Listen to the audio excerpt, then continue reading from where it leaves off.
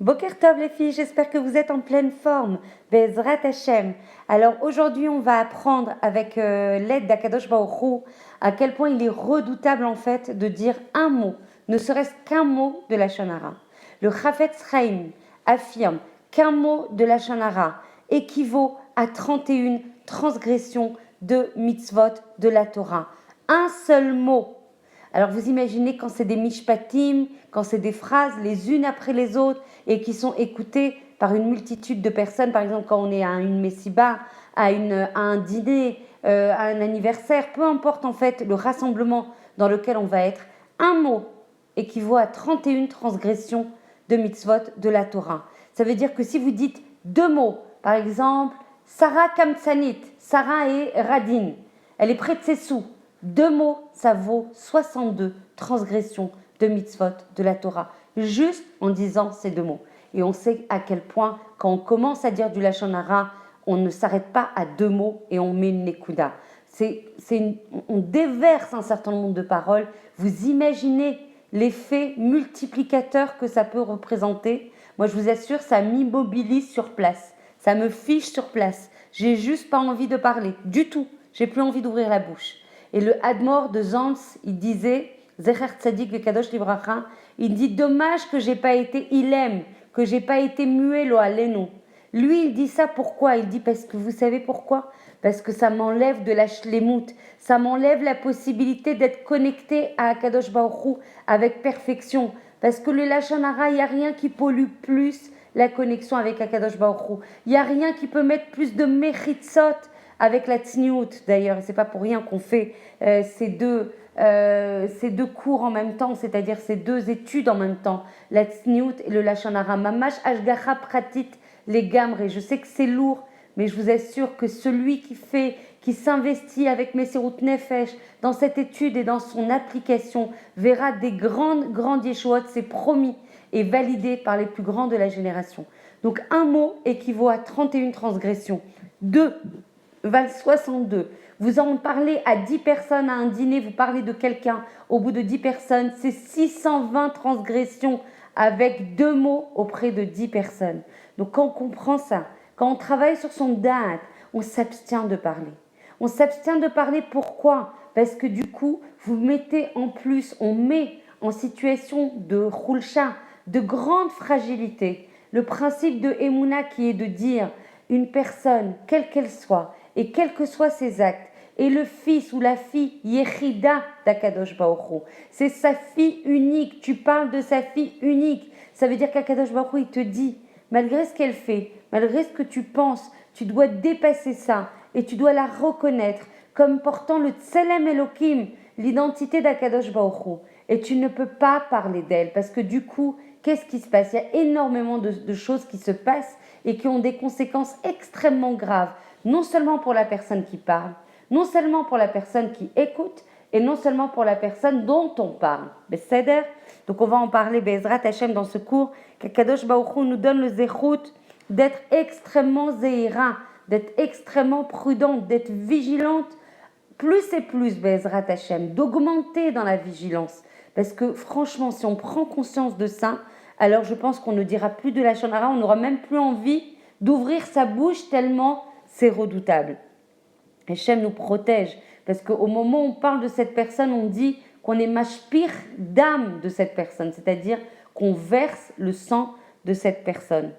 Regardez à quel point le dibour va être quelque chose de zamine, ça va être quelque chose qui est à disponibilité constante. Le dibour, autant on peut être fatigué, on a mal à la tête, on a mal au dos, on a mal à la nuque, etc. Mais la capacité de la langue à déverser des paroles, elle est sans doute illimitée. Donc c'est pour ça que cet avérin va être extrêmement redoutable. Quand on fait une transgression, lo alenu, de manger du chametz par exemple, combien de fois on va le faire pendant l'année? On va la faire une fois, pendant Pessah. Si on a, lo alenu, la possibilité de transgresser Yom Kippour, combien de fois cette possibilité va se présenter? Une fois, Nachon, alors que le Lashon Hara va se présenter à nous de manière extrêmement redoutable, de manière indéfinie en fait, autant de fois que c'est nécessaire, du matin jusqu'au soir, la possibilité de faire du Lashon Hara nous est malheureusement offerte. Donc tous les jours, à n'importe quel moment, Sésamine, c'est disponible.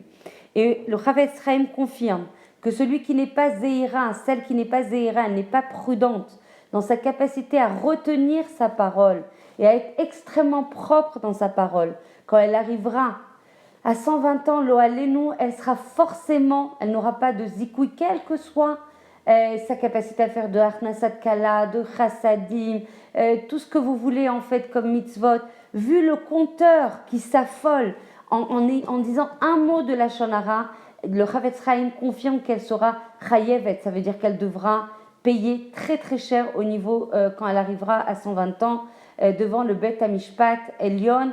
Ça sera très très très compliqué pour elle d'arriver propre par rapport à son Mishpat, Be'ezrat Hashem. Je suis désolée, encore une fois très très émue. C'est un sujet en fait de fond et sur lesquels par méconnaissance on peut s'enfoncer et ne pas comprendre qu'avec toutes les mitzvot qu'on fait à côté, on est zéhirim par rapport à la Tarat HaMishpacha, on va être zéhirim par rapport au Shabbat, on va être zéhirim par rapport au Chassadim Achnasat Ochrim, on va être zéhirim sur la Tzedaka, on va être zéhirim sur plein de choses et on se dit mais comment ça se fait que j'ai autant de tsarot, erzeyachol?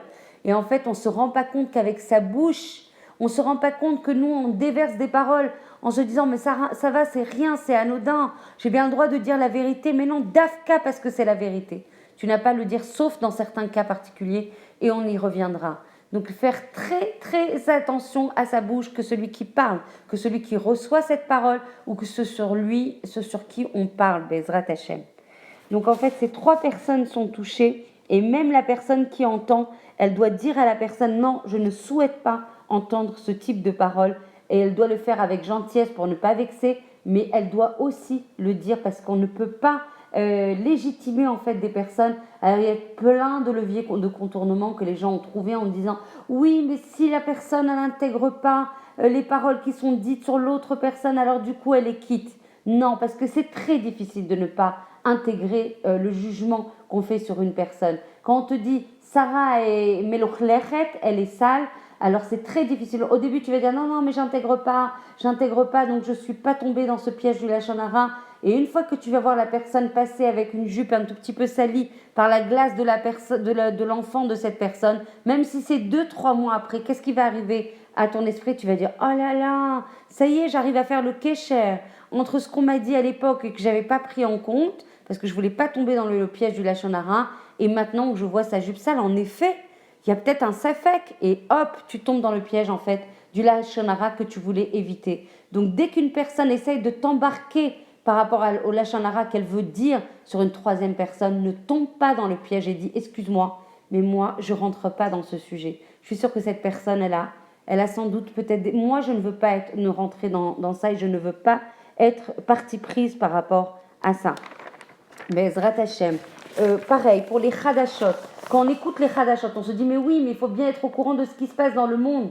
Mais sache qu'à chaque fois que tu entends parler de telle ou telle personne, que ça soit vrai ou pas vrai, que tu entends parler d'un Chaver Knesset ou d'un Rav qui est tombé ou de telle ou telle personne, vous imaginez le nombre de mishpatim que vous entendez, le nombre en fait de mots qui sont dits sur ces personnes, le nombre de mots qui vont être dans nos compteurs, qui vont être dans nos cheshbon vis-à-vis d'Akadosh Baruch Hu quand on montera à 120 ans. Mais c'est horrible, il n'y a rien de pire, il faut enrayer, il faut annuler, il faut se protéger de ces chadashot qui nous font tomber, puisque à chaque fois qu'on écoute une personne dire du lachon hara d'une autre personne, notre compteur de Averot s'affole. Donc certes, je comprends votre logique qui est de dire mais les chadashot, il faut bien être au courant. Une fois que vous étudiez ou écoutez quelque chose par rapport à une personne, le nombre de compteurs de Averot s'affole et on sera lo alenu chayavim à 120 ans quand on passera devant le Bet HaMishpat, devant le Bet HaMishpat, il n'y aura rien qui pourra justifier d'avoir écouté ces paroles sur un Rav Intel, sur une personne du gouvernement Intel. Rien ne pourra justifier le fait qu'on ait écouté ces Chadashot. Le Chavetz Chaim, en fait, pour finir, une petite histoire Be'ezrat Hashem, qui se rend en fait à une bar mitzvah, qui fait une pause avec sa chavruta dans une auberge pour se reposer et pour essayer de reprendre un peu ses esprits, se reposer, manger un petit peu, etc. La personne en fait est très, la personne de la directrice de l'auberge est extrêmement émue de recevoir le Chavetz Chaim. Elle va mettre tous les petits plats dans les grands et elle va essayer de faire le plus joli repas et le plus sophistiqué pour contenter en fait le Chavetz Chaim et sa Chavruta. Elle vient à la fin du repas avec beaucoup de tzniut et elle demande au Chavetz Chaim Zecher Tzadik Vekadosh Livracha que son mérite puisse nous protéger et nous permettre d'appliquer toutes les règles de Shmirat HaLashon. Et elle lui dit, est-ce que le repas vous a satisfait? Et là, le Chavetz Chaim lui dit, ah, c'était magnifique, merci beaucoup, que tu sois béni, Be'ezrat Hashem. Et elle demande au Chavruta du Chavetz Chaim, est-ce que le repas que je vous ai servi vous a contenté? Et là, le Chavruta lui dit, c'était parfait, que vous soyez béni. Et il dit juste à la fin, par contre, juste pour vous, pour les prochaines fois, sachez que ça manquait peut-être juste un petit peu de sel. Mais sinon, c'était parfait. Et là, la personne repart dans la cuisine. Et le Chavetz Chaim devient livide, transparent. Il a failli s'évanouir. Et sa Chavruta de lui dire, mais il s'est passé quoi? Qu'est-ce que j'ai dit pour que vous soyez dans un tel état? Il lui a dit, qu'est-ce que tu as dit? Vraiment, tu te poses la question de qu'est-ce que tu as dit? Mais tu as créé un Hasson Anak, tu as créé un malheur redoutable, géant dans les mondes Elionim, dans les mondes supérieurs. Il dit, mais attends, je lui ai juste dit qu'il manquait peut-être un petit peu de sel à mon goût. En quoi c'est quelque chose qui peut être aussi impactant, qui peut aussi bousculer les mondes Elionim?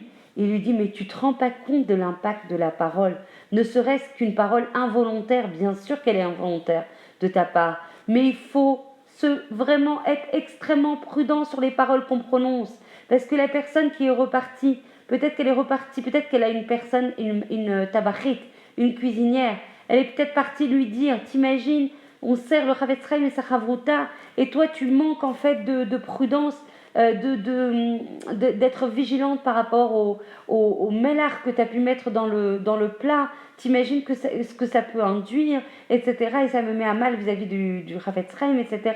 Et cette tabachite, c'est peut-être une almana, c'est peut-être une veuve, et tu sais très bien quels sont les comptes redoutables d'Akadosh Baruch Hu, quand on peut mettre en tsar une veuve, lo alénou. Et du coup, cette veuve, elle a peut-être besoin de cette parnassa, et cette directrice d'auberge va peut-être la mettre dehors à cause de cette remarque, etc. Il peut y avoir un effet de chaîne énorme. Et on ne peut pas se faire traiter de parano parce que justement, on enchaîne toutes les répercussions en fait de ces actes. Donc il faut être extrêmement zahir. Et là, le Chavruta lui dit, non mais franchement, là je pense que c'est un excès là, franchement, de penser que parce que j'ai dit qu'il manquait un peu de mélar, il peut y avoir un impact que ça soit peut-être une veuve qui va peut-être se faire renvoyer tout simplement parce que j'ai dit ça, mais c'est peut-être exagéré dans ces cas-là. Et là, le Chavetz Chaim le prend par le bras et lui dit, viens, on va aller dans la cuisine. Et là, ils arrivent tous les deux dans la cuisine, ils voient les deux femmes rouges écarlates s'animer toutes les deux. La directrice de l'auberge, elle lui dit, puisque c'est comme ça, t'es virée. Et l'autre, elle lui dit en larmes, mais s'il te plaît, tu sais très bien que j'ai besoin de cette parnassa. Tu sais très bien que je suis avec des enfants et sans mari et que j'ai besoin absolument de cette parnassa. Je t'en supplie, ne me renvoie pas parce que j'ai oublié de mettre le mélin. Et là, le Chavruta tombe au pied de l'aubergiste. Elle lui dit, s'il te plaît, je reviens sur ma parole, je t'en supplie, ne la renvoie pas. Tu n'imagines pas le hasson que ça peut répercuter, le fait de la renvoyer alors que c'est une veuve qui est déjà en tsar, etc. Et c'est moi qui vais payer très très cher comme toi par rapport à cette action. Be'ezrat Hashem, je t'en supplie, le repas était parfait, reviens sur ta parole. Donc de là, on peut apprendre de cette petite anecdote très très importante, on peut apprendre à quel point une parole que l'on peut dire peut avoir des répercussions redoutables. Et retenez ça avant de parler, retenez ça, chaque mot que l'on dit sur quelqu'un d'autre va nous faire transgresser 31 mitzvot de la Torah. Et on va se poser la question dans cette prise de conscience, est-ce que ça vaut le coup vraiment de raconter quelque chose et de se libérer par rapport à une personne alors que ça peut nous causer autant de tort. D'ailleurs, que ça soit encore une fois vérifié, que ça soit le émet ou pas. Voilà, Be'ezrat Hashem, que l'on puisse mériter d'être extrêmement prudente dans nos paroles et que par ce mérite, on ait accès à des yeshuot, anakiot, géantes, toutes celles en fait qui nous coûtent aujourd'hui, que ce soit le Shalom Bayit, la Parnassa, le Chinuch Yiladim, que par la protection de notre parole, on soit connecté à la source de toutes les forces et de toutes les bénédictions qu'Akadosh Baruch Hu. A contrario, dès on fait du Lachon Hara, Akadosh Baruch Hu s'éloigne à des milliers, des milliards de kilomètres de nous, parce qu'il ne peut pas résider auprès d'une personne qui est en train de justement dénigrer sa fille Yechida, sa princesse, son cœur, sa neshama. Donc, Bezrat Hashem, qu'on puisse être makpidot et augmenter dans la zéroute par rapport à nos paroles, Bezrat Hashem. Je vous embrasse très fort et je vous souhaite une très très belle journée, le plus possible dans la protection de notre parole, Bezrat Hashem.